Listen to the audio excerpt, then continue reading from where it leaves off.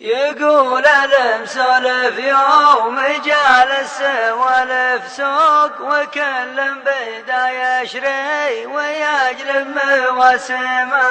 يقول المسولف يوم جالس سوالف سوق وكل بدا يشري ويجلب مواسمه. تخير من الهرجان نقي زينه المنطوق بضاعة حكيم الرايع عنوانه الشماء. درس في مجالس راقية هرجاها موثوق يدور الكلام وكل كلمة لها قيمة. يعرف الحقوق وله على الطيبين حقوق ولن حط له مرسام تعرف مراسمه. اليا دارت الهرجة وصار الكلام يسوق يميز ما غتر الكلام ومجاهمه. بعيد النظر ما هو على الطيبة مسبوق ولا يلتفت للي ضعيفه مقدمه. قليل الحكي ما هو من اللي يوسع حلوق خطات الهبود اللي يكبر مقاسمه. من أهل الوفا والمرجلة والكرم معشوق وعلى الطيبة يقف ويكرب ما حزمه. عرفته ولا ما عرفته عزوة شوق عزيز الجانب اللي سليمه مفاهمه. عسى شمس عزه في ذراها تعيش شروق سنين مديدة ترفع الرأس ومقيمه.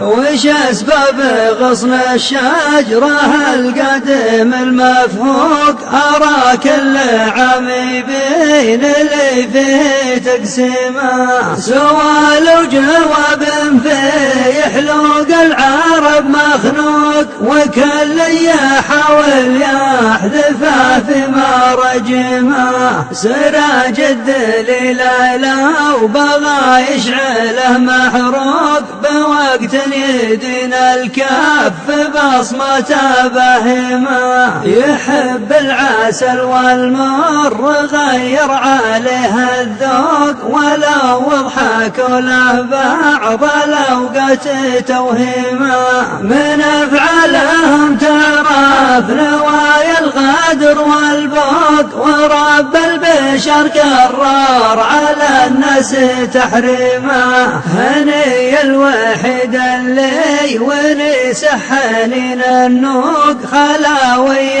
عمر الليل ركعه وتسليمه.